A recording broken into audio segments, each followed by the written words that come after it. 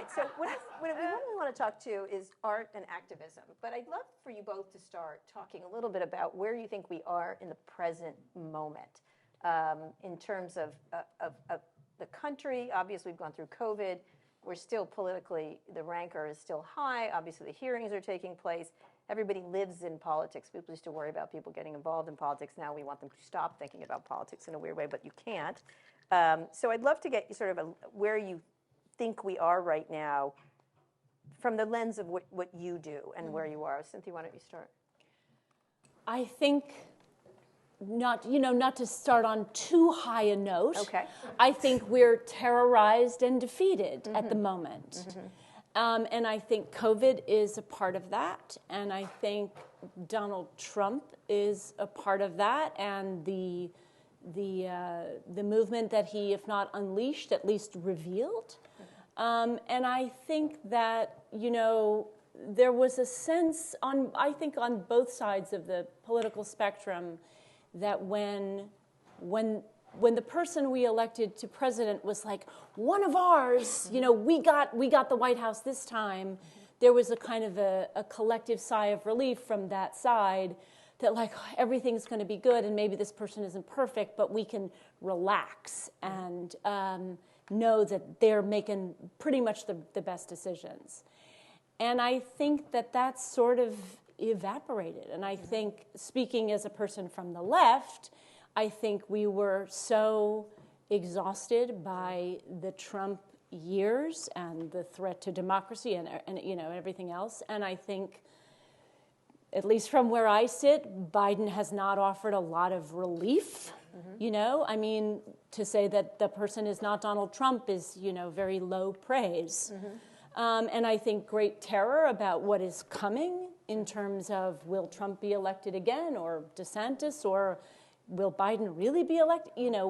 And so I think there is collective exhaustion from all the other, from Roe versus Wade and from the shootings and also just, the climate. I think that even if things were looking just so rosy in every other quadrant, the apocalyptic doom that is facing us is overwhelming. And I think that this is very bleak, what I'm saying, and I think that maybe the bleakest part, or maybe the part that might give a little sunshine, is when it looks like everything is all linked up in this terrifying way. It's like, how can I even try?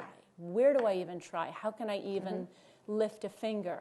And I think that the fact of the matter is that that you can't do everything all at once. You have to pick something and then fight like hell for it. And I think that that's where that change is going to happen. That we can't just say it's all impossible, so I won't even start. You're going to say, I'm going to start over here, and maybe you're going to start over here, and maybe you're going to start over there, and we're going to. And what is that spot for you? For me, that spot is trying to get progressive people elected to office, and particularly, in New York State, because that's my where I've always lived. That's where I'm from.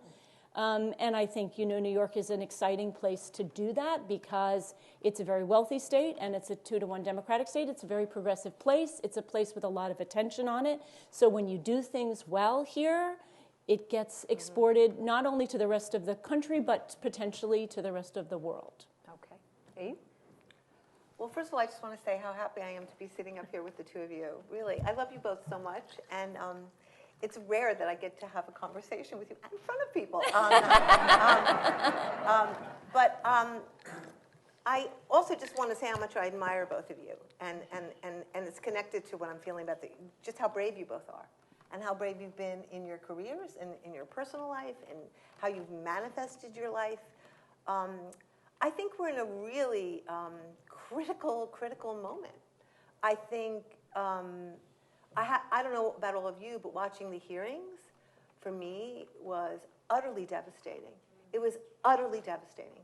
And devastating on so many levels, right? Devastating to see the hate devastating to see how many people stood behind Trump without ever questioning, without ever standing up, devastating to see how many people were hurt, devastating to see that how easy it is for democracy to perish, how close we were, how very close we were.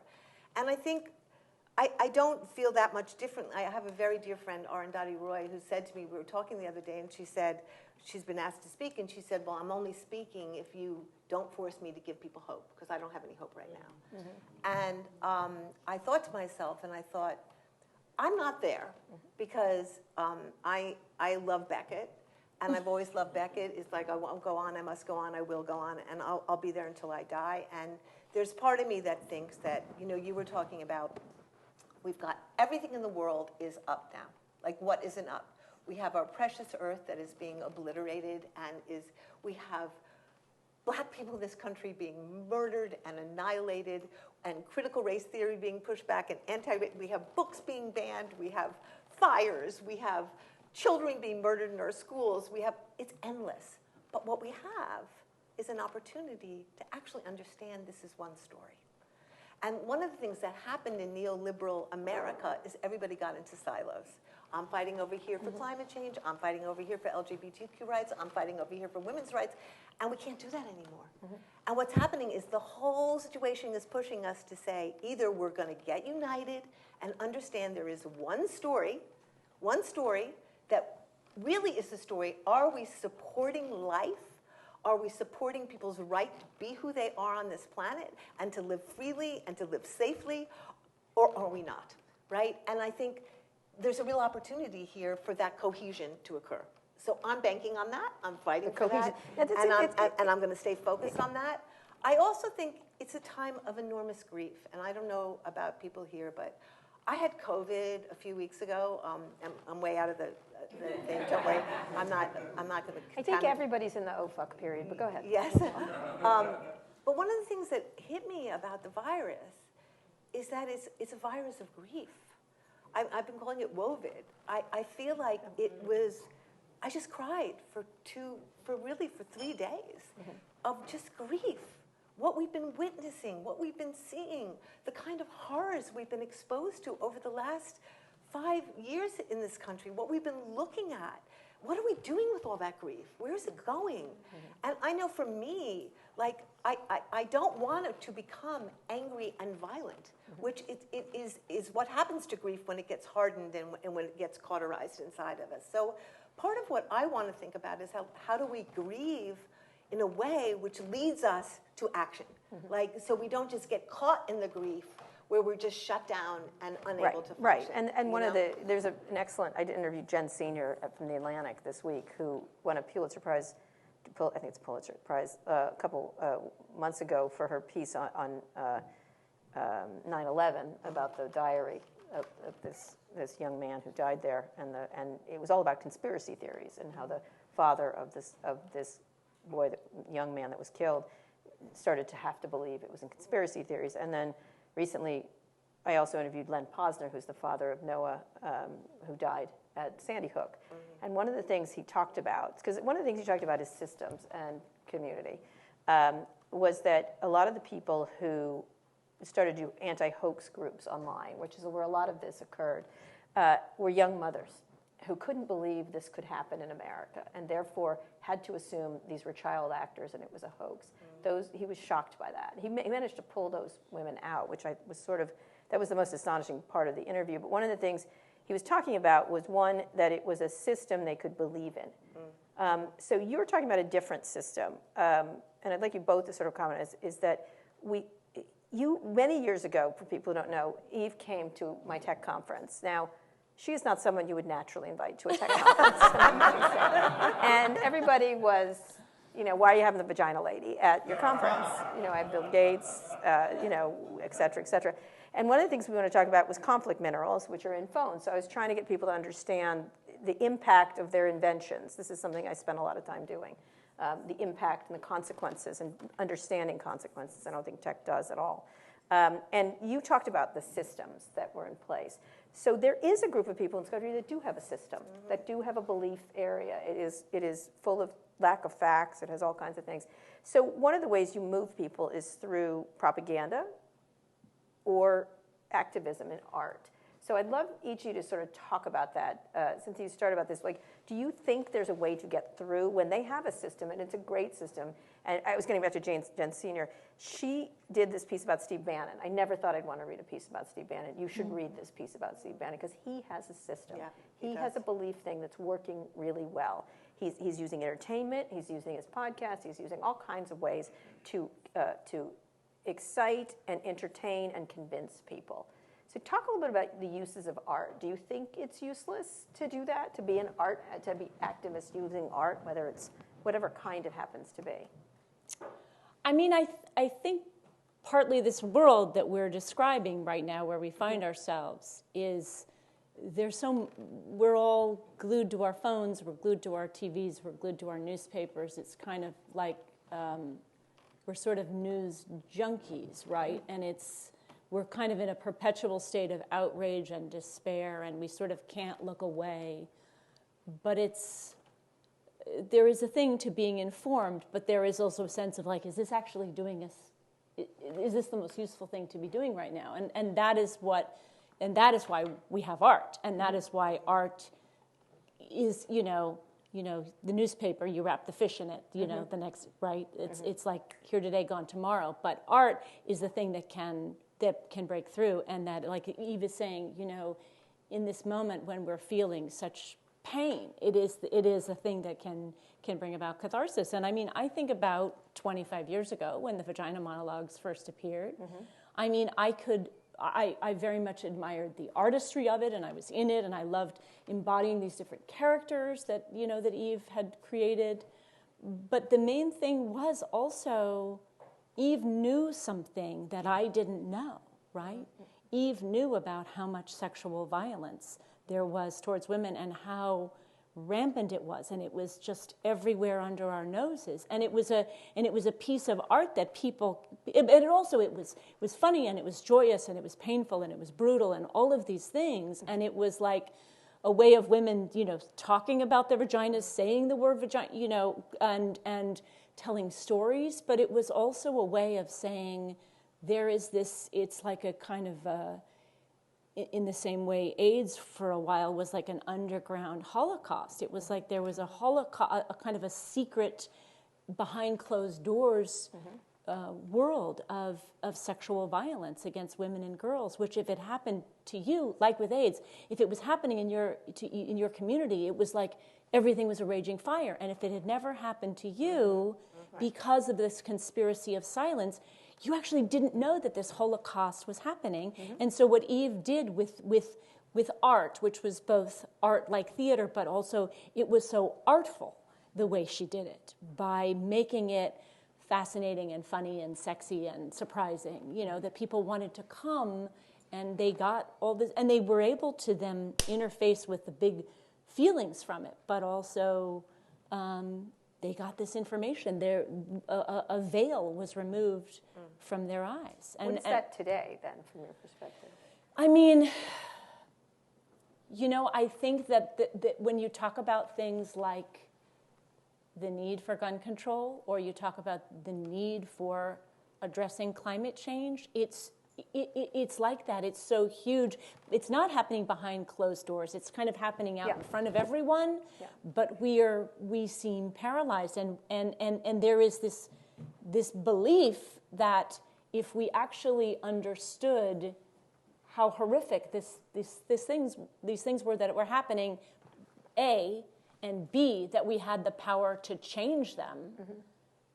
How could we not act? And the thing is, we can hit people with all the statistics in the world, and we can show pictures, and we have news stories. And I know this personally from when I ran for office. I can be out there and I can have all the stats in the world, and after about 30 seconds, everybody's eyes glaze over. But the thing that actually makes people's eyes open up and their breathing, quicken, and actually their ears perk up is a story that they relate to, not stats about how many people were killed, but a story about this happened to my friend, this happened to my child, this, or even this happened to a woman I never met and I read about, let me tell you what happened to her. All right, Eve, you talk about this. One of the reasons I did invite her is because I wanted her to talk about this conflict issues.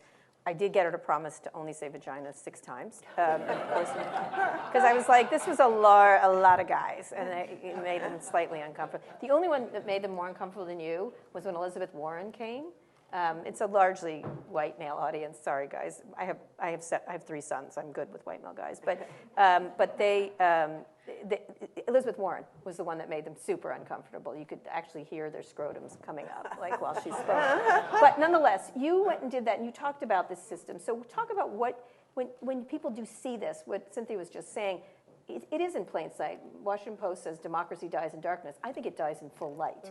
And one of the things they tend to do is flood the zone. This is something Bannon talks about, Trump does. It's like, okay, this doesn't work, then we'll try this, then we'll try this, and this is the rage. And then they find one, whether it's trans athletes, whether it's CRT. They find one that works, and then they abandon the ones that don't.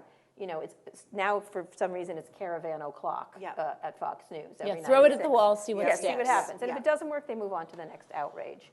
So talk about this, the idea of systems, and then what do you do to break that if there's so much incoming, and it's via TV, and it's a lot via online, where people are addicted to it. It's addictive, it's always present, it's pervasive, and it's reductive. How do you then tell a more sophisticated story? And in what form do you tell it? Yeah. I think one of the reasons, I was just thinking about Celeste's amazing performance last night, for those of you who didn't see it. Here we are in this really beautiful space. There's not 1,000 million people, but it's intimate, and it's real, and it's true, and it's connected, and it's human, and we touch, right? So something happens to us in this space that doesn't happen in other spaces. And I feel like, and I felt this my whole life, and now I feel like I'm okay with saying it. I think all of us actually know the truth. We all know the truth. We all know what's going on. We all know we're on the verge of something really, really bad. We all know it. And there's something stopping us. There's something stopping us. Is it fear of daddy authoritarian? Is it belief in government's going to rescue us? Is it laziness? Is it attachment to our comforts that we don't want to give up? Is it denial that we just keep escalating? But what I think that art has the function to do, and I just had this wonderful experience with a new show we're developing called Wild, which is a show about climate change that we developed at American Repertory Theater, working with Diane Paulus and Justin Tranter and Nadina Menzel. It's a fable about climate change, but we had all these kids, 50 kids from the Boston Children's Choir who were part of it. And they were singing in the choir. And as they were singing the songs, the sounds, the story, the politics was entering their bodies, right?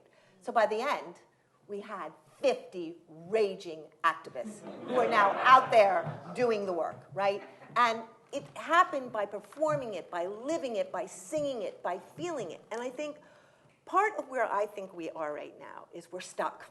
We're just stuck. There's we have to go from here to here, and what's in between it is a lot. It's fear of stepping out against authority. It's actually maybe admitting that our government can't do it. Our government's failing us, whether it's Democrats or Republicans. They're not doing it. They're not bold enough. They're not meeting this moment with the intensity that is required, which is about saving all of our lives so we don't perish in one form or another. And I would like to say that I think we all have to, in the spirit of theater, become to some degree ungovernable. Not be well-trained people who sit in our seats and behave as we get washed out to sea. There's an amazing book by a guy named Hafner where it's called Defying Hitler or Our Hitler, and he says the 3 reasons Hitler came to power in Germany, which I always think about. Is it Hitler's willing executioners? No, he was just a bourgeois journalist who wrote about Hitler. He said the 3 reasons Hitler came to power is 1, people kept saying it's not really happening, this isn't really true, it will pass. 2, they were very attached to their comforts and didn't want to lose anything. They loved their bourgeois comforts. And 3, the left was divided. Sound familiar? So I feel like, for me, what I want to do right now is create art that gets people to experience that unstuck moment where you suddenly go, I could be a revolutionary. I could actually go past this point where we are now and stand up and say, I'm not accepting all of the things that are happening right now, and I'm going to put my body on the line. You know, when Duterte was president for 18 years of the Philippines, right, as a dictator, do you know how they got rid of him? For 4 days, the people of the Philippines came out into the street and refused to leave. They did not leave until the military had finally become with them. And they were putting flowers in the rifles. And this is Marcos. Marcos. What did I say? Duterte. Well, it's the same. But Marcos is back. Yeah, Marcos is FYI. back. Well, that's another story. Yeah. But I feel like there was something that happened in the people that understood the crisis that they're in.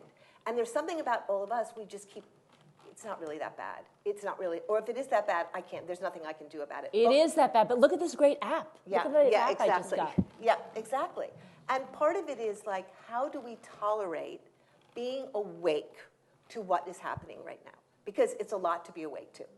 So part of it is, do we have groups where we are together with people where we're in our awakeness and we process our grief, we process our fear, but we stay awake to this? Because going to sleep right now, we're on the verge of, in my mind, I don't know what comes after this if we stay asleep. I don't. So what then brings that out from your perspective? Is even being an artist enough for that you not have to be politically active almost all the time? Because one of the things, again, that they do well is shock, grievance, outrage, anger. And one of the things I always noticed around the tech was many years ago I had Ralph Reed at one of my conferences. Of all people, I literally wanted to throw him off the stage and trip him and stuff. Nonetheless, they were using the tools of online quite effectively, and because they had been zeroed out of regular media until Fox News, that wasn't around, and this was a way to reach people individually and otherwise. So if people have these malevolent tools to use and game, how do you then do that waking up? Because everybody does, you know, these things, you can't stop looking at them, you can't stop doing them, and you get caught in them. How do you, right now, TikTok, for example, is the hot thing among young people. There's not a lot of activism on TikTok, I can tell you. There's a lot of air fryer videos that I apparently like, allegedly. But how do you then, if that's the way people are receiving information, what then is art? I mean, let me start with you. How would you do the Vagina Monologues today? Would you do it on TikTok? No. No. Might be pretty good, but go ahead. No, I would do it in the theater. I would do it in a room. I would do it with people. Look, I am old-fashioned. I believe in flesh. I believe in skin. I believe in this is where it all changes, right? Like, I think our addiction to social media and our addiction to that is exactly that. It's an addiction. And anything could be... And a distraction. And a distraction, exactly. And I think no matter what you play there, it's going to be in that form. But when you're in a room with people, when we're sitting here and I'm looking at you and I'm seeing your face and I see the pain you're in over the culture we're living in, I go, I am with you. I have a connection to you. And part of what we have to do is get in the room together again, because COVID took us out of rooms.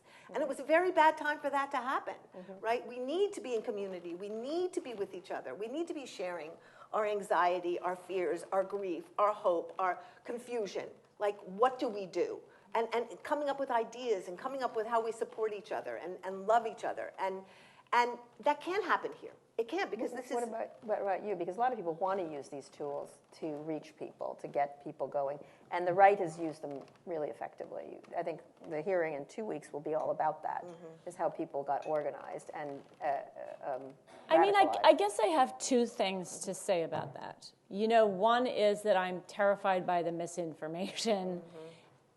So I guess the two things I want to say are this. One is I watch young people, and I watch the young people who are on the side that I'm on. And they're so creative at reaching each other through these media, and that I think they can break through. Now, maybe there are young people on the other side or companies on the other side that are using this media, but I do gain some level of hope from how organized people in, like, the Sunrise Movement or the anti-gun violence movement or the Black Lives Matter movement are using this technology. I'm too old for that. But then I think about, like, I saw this former white supremacist talk one time. And he was really so effective at chronicling how he came out of that way of thinking. And I'll try and condense what he said, but essentially, he was kind of the heir apparent in this white supremacist family, and I think in Florida, I can't remember where they're from. And he basically talked about how, he made some steps on his own, like he went to this college that wasn't kind of an evangelical college. But he talked about this one person, and everybody sort of immediately kind of figured out who he was because he was a celebrity in his world. And he just basically, there was a guy, I think it was a Jewish guy, white guy, who made friends with him. And he said, you believe this one thing, and I believe this one thing. They're kind of diametrically opposed. And they can't both be true, right? They're two completely opposing worldviews. Let's become friends. And they became friends. And he said this other guy, who obviously had an agenda to convert him the way he had an agenda to convert this other guy, they didn't talk about politics for the first year. They talked about classes, and they talked about family, and they talked about their childhoods and stuff that mattered to them. And they made each other food, and they, you know what I mean? They did all this community building, and they left politics out. And then very gently, they started to creep toward each other and started to get into some of these thorny opposing beliefs that they had. And so I guess I hope the young people that think like I do are being creative with the technology. But I think that really, of course, I always agree with everything that Eve said, with V said. But I also think that there is a way in which we are all so angry and so scared, and so angry because we're scared and scared because we're angry, that when we approach people we are each other's obstacles, and when we approach them and be like, how can you think that? We're not going to have a conversation. Yeah. That was just a conversation I had with my mom just walking. Right, exactly. And so I do think, I live in a level of outrage all the time, and I try not to. And it's partly the world, and it's maybe partly just the way I'm wired. But I also think that I am trying, as I get older in my life, to, when I meet somebody who even has a small disagreement, to try and see their humanity first and not subtly put them down or subtly attack them, or maybe not so subtly. Because I think these two things. I think technology as a way of mass organizing people and capturing like-minded people or convincing people with some catchy graphic, is good. But I think it's a version of what V is saying, right? Being in a room with people, and we're all here in our human bodies, and we all have fears and desires and, people we care about and things that we care about, that we all human beings have that in common. And a lot of what we have is just a different perception and a different idea of how to solve the problems that we have. So how do you can I just say something related to that, because I so agree with you. I think what we don't have time for in this culture is each other, right? We don't have time for each other. We're just always talking past each other, moving past each other. And I've had so many amazing experiences in my life that I'm so grateful for, whether it was working 8 years in a Bedford Hills Correctional Facility with women who had done violent crimes, where I did a writing group, and every week I got to hear their stories and I got to know them, or whether it's working in New Orleans after Katrina with a group of amazing women who told their stories, just sitting and listening to people's stories and getting to know where people come from. And I've been working on this project recently where I've been interviewing women who are former KKKs, former white supremacists, former skinheads, and it's been very hard, very hard to listen. But what's really amazing is every single person has a very similar story, right? They were rejected. They were seen as, they were either bullied, they were seen as a nerd, they were poor, they were ugly, they were fat. We can go down the list. They were treated like a horrible person. They were outcast. They were exiled. And someone came along and went, I see you. I want you. I see you. I believe in you, and I'm going to give you a really good outfit. It's all about the outfits, it turns out, right? And community, and I'm going to give you a community. And a community. Yeah, I'm going to give you Doc Martens, and I'm going to give you an amazing haircut, and I'm going to give you an insignia, and I'm going to give you a place to belong. Yeah, the cosplaying is really fascinating. Yes, it's really amazing, and it's all about belonging, because people are hungry for belonging. So part of what I so agree with you about, like even writing this piece about climate change, because there's people in the community who want this thing to come, which is going to destroy the earth, because they need to survive, and there's the kids who don't want it. Everybody's right on a certain level. And how do you hold these two opposite things at the same time with love, with community, with listening, so that people can change and then don't get locked into positional reality, which is what we're doing. That's a really good, because one of the things I also write about a lot is cancel culture and stuff, which I don't believe in, but in many ways. But leaving the right aside, because I think they're always gaming things. This group is always, because they see, again, I recommend reading this Bannon piece. You understand the game they're playing. How do you then become less censorious? And I don't believe in a lot of everything censored.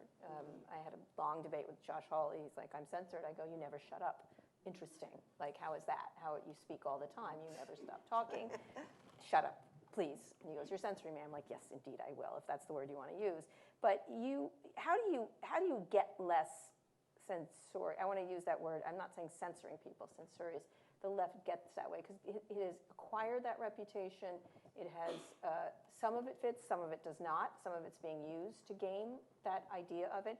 But it really, if you look at any of it, that's one of the tools that Trump uses. That's one of the tools a lot of this side uses. How do you change that idea of being able to listen and be okay? How does that change in the politics? Because the first sense is to hit, I guess, the first hit back in some fashion, or maybe you don't think so. So what is your question? So the idea of how do you remove that image from the more progressive side that you aren't listening, that you are trying to impose things. That's being used right now in the whole trans thing. The idea that everyone is, I'm not going to, I hate to mention Marjorie Taylor Greene, but everyone's going to be straight in, everyone's going to be, there's not going to be any more straights in 50 years, for example, the kind of things she just brought that up. To which I responded. Sounds good. I know. No, but cheers to that. Yes. I wrote back at her. I said, all I do is make straight people for you people. But how do you change that dynamic where you are creating the cool uniforms, creating the belonging of people who do feel left out? Because I think that's a very important. Right. I mean, I think it's a problem that the left or Democrats always have, right? We tend to be more educated, and we lean into facts, and we lean into statistics, and we lean into theory. Mm-hmm. And I think that what we need to do is have that stuff in our heads, mm-hmm. but we don't lead with that. I mean, it was really when we were fighting for marriage equality. My wife is from Washington State, and we were, on the ground there trying to fight for it there. And the people who had lost in California were there on the ground trying to be like, don't make the mistakes we did, here's what they are. Mm-hmm. And they said essentially two things. One is, they said, we're going to do two things differently this time, and we're not going to lose. And we didn't, which was that the other side would put these ads on that were ridiculous, like your kindergartner is going to have to, like read The Joy of Gay Sex, essentially, right? And they're going to, your church is going to have orgiastic weddings, mm-hmm. Happening in the, in the apps, and like it was crazy, and it was so beyond the pale in terms of children and church and like gay sex, graphic, mm-hmm. that it seemed preposterous, and they didn't respond. Mm-hmm. They were like, that was a mistake. We should have had something on the air in 24 hours, and that's what we're going to do. Mm-hmm. But the other thing that they said was they would say these ridiculous things, and we would counteract them, combat them with facts. And the guy who was talking to us said something like, there's the part of, there's the brain up here, but there's the stuff back here, which is where fear is, And it's like you can't combat the fear of like, oh my God, my 5-year-old is going to learn about how gay people have sex, right? With the like, of course they would never do that. Here's all the reasons. And so they said, the only thing that we can't rationality is not stronger than fear. But love can be the thing that is stronger than fear. So they said, we're gonna try and explode these falsehoods, but the main thing that we're gonna do is not, we're gonna be on the defense, we're gonna be on the offense. And we're gonna talk about love, and not necessarily love for these two queer people who want to get married to each other, right? But like, I have two sons, and I love them both equally. And one of my sons is gay, and one of my sons is straight. And my straight son can marry the person he loves, and my gay son cannot. And this is very painful for me. And they would, develop this whole ad system, which included the love of these people who wanted to marry, but it was also their straight family members or their straight friend, and you would enter it through the straight person, and the love, and then you would learn to love that queer person, And so I feel like, again, it's sort of what I'm saying about when I ran for governor. It's like, it's really good to have all that fact-based stuff, and when you go on a fancy news show, you can pull it out and impress people. But when you just have to speak simply to people. So why is it happening again? May I just say, I think that's exactly how everyone's responding to the, that's not what CRT says. It's all that. Or that's not what the, for example, I have a friend who's on NBC and talked to the governor of West Virginia about the trans stuff. And she said, how many people in your state, they were passing the bills, the anti-trans bills about sports and things like that. And she goes, how many people in your state actually, how many are there? And he's like, well, that's not the point. And she goes, 0. There's 0. So you're spending all this time on something that doesn't exist. And he essentially said, I kind of have to. I kind of got to do it because over here, the right wing is driving me crazy. But and everyone was like, victory for her to get him to admit this. I don't think it was a victory at all. It didn't matter because it didn't change minds, right? So how do you then do that now if if the same mistakes are being made now? The idea of battling people with facts, science. The same thing happened during COVID. Listen to science. Well, they're not. They're not listening to science. So how do you then? But I think, right. I mean, so I don't know if you I'm sure you did because you're you. But like, there were the things have come out recently saying about how racially people dying of COVID, like it's switched, right? Black and brown people were, for a long time, were much more greatly affected. And now the balance has finally tipped, and actually more white people are dying of COVID. And the explanation is the reason that this has happened is actually leaders in Black and Latino communities have actually really gone in there and really taken the time to actually speak to people that they know and really take the time, not being like, you just have to get the vaccine now, but actually taking the time that it took. And white leaders in these communities either don't believe it or they don't have the time or there hasn't been that same kind of on-the-ground push. But we see how in a very short space of time we can totally flip this. But again, it's the same kind of thing. It's like maybe it doesn't happen on the news, right?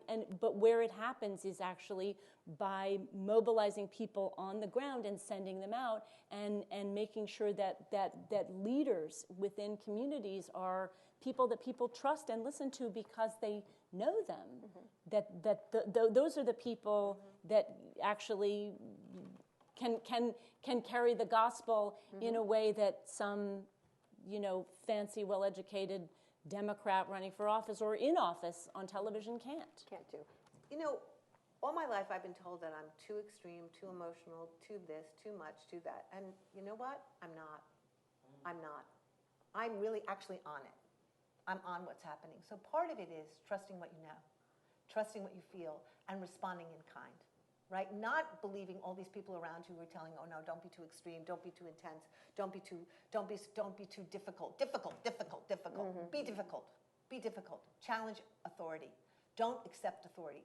People don't know what the fuck they're doing, okay? And the ones who do are taking us towards doom. Challenge authority. Be that authority. Be your own guide and listen to what you're doing and let it take you where it takes you, right? Let it see where's your bliss, where's your fight. What do you want to stand up for? I live on a commune with Celeste Lacine, and his passion is LGBTQ youth. You know what? I'm informed by that every day. I'm taught by that every day because his passion is so deep. What's your passion? What are you gonna die for? What are you gonna live for? Find that thing and give yourself to it wholeheartedly, and you will have an amazing life. And don't let anyone tell you it will exhaust you and run you out. What exhausts people is not fighting. What exhausts people is living in their despair. What exhausts people is living in their grief without action. The more you act, the more energy you get. Cynthia, that's fantastic. Any answer? Yeah, and I would just say, I mean, it sort of goes maybe to the point that I sort of started with initially, which is like, when you try and fix everything, you just fix nothing and you just sit there and just look with despair, do you know?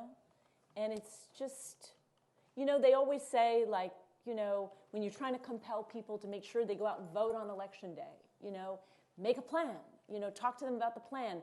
Which you know, where's your polling place, and what day are you going, and what time are you going, and who are you going with, and do you know what I mean? And visualize it. And it's like, just really, you know, make a plan, and make a plan for something that's doable. I mean, this is maybe, you know, I have a friend who, you know, basically, I hadn't seen her in years, and we were having lunch, and I was setting the table, and it's like, do you want this, do you want this, do you want this, do you want a glass of water? And there was like this weird pause, and then she said, yes, I would like a glass of water. And I was like, okay. And then our kids had lunch and whatever, and then we cleared the table. And she said, you know, here's the thing. Every year for New Year's, I make a resolution, like, I'm going to end world hunger.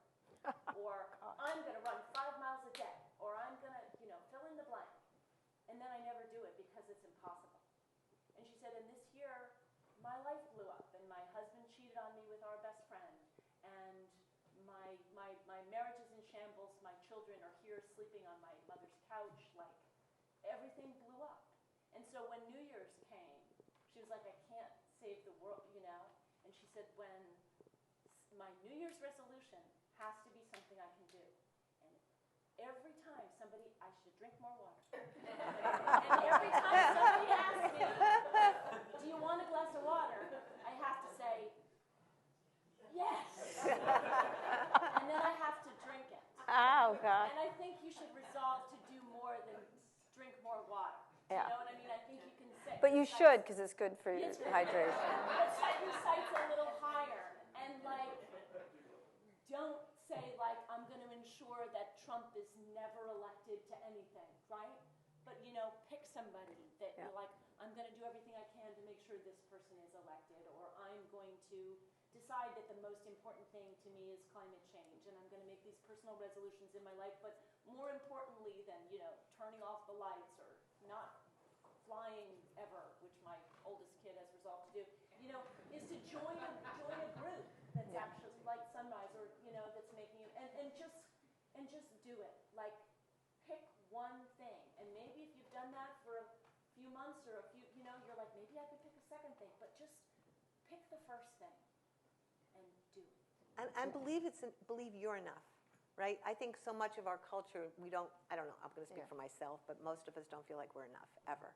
Like, we're not good enough, we're not smart enough, we're not successful enough, we're not loved. I live by this, and I fight this all the time. And part of it is to trust that what you're doing is enough, right? And I think that the thing I said initially, which was like, we get so paralyzed by all the things that are wrong. But it's like, but what was interesting, what V said, she was like, but they're all connected, and that's true. And so if you're working on hunger, or you're working on climate change, or you're working on ending violence, right? It's like, it's going to have an impact in those other areas too. And also, how old are you? How old are you? 22. Here's the thing. One of the things I tell young people, I have a 20-year-old son. One of my sons, 20. And you get on this wheel of achievement, you know, of where you're doing things. My other son's doing college stuff. And I refused to let him he was doing Model UN, which I hated. And I said, do you like Model UN? He goes, no, I hate it, but it's good for the college UN. But I said, you need to quit right now. You can't do anything. The wheel of achievement that people, including your parents, get you on is something you have to get off of. Not that you shouldn't achieve, but you have to really not do anything, because you have choices. Most of the world doesn't have choices, and you have them. And if you're doing something that you're not passionate about, or you don't like, or you don't enjoy, or isn't meaningful to you, it drives me crazy with young people. And so I'm constantly saying, you know, my son, who's doing very well in school and he's getting A's, he's going to probably get into college. And I don't worry about my ex-wife was an early Google executive, so I don't really worry about my straight white men in America who are rich people. So I'm like, you can do anything you want. What do you want to make? And you really have to realize how lucky you are and blessed in terms of where you are, and you have choices, and understand that you can say no to things. And that's the most, especially for women, that's the most powerful thing. Is I'm going to do a series of books called No is a Complete Sentence. I say no all the time. Like, this is how I just got a new contract. It's so lucrative, it's ridiculous. I quit, and they're like, what? And I'm like, bye, see ya. Like, no, I don't want to talk to you. No is a complete sentence. The second one in the series is called Yes, I'll Take That. And the third one is Maybe I'll Call You Back. So just, you have a lot more power than you realize. And I just want to say one thing. Like, I know a lot of people are down on anger. I'm a great believer in anger. Me too. And notice where you're angry. Notice what makes you angry. Traffic. Because that may be exactly where your passion lies. You know, just notice where you just keep getting charged. You know, like what's pissing you off. Because usually, for me, that's what directed a lot of what I did. You know, and I think anger is a great fuel. Yeah. Also, you're going to die. How old are you, 22? In 80 years. So step it up.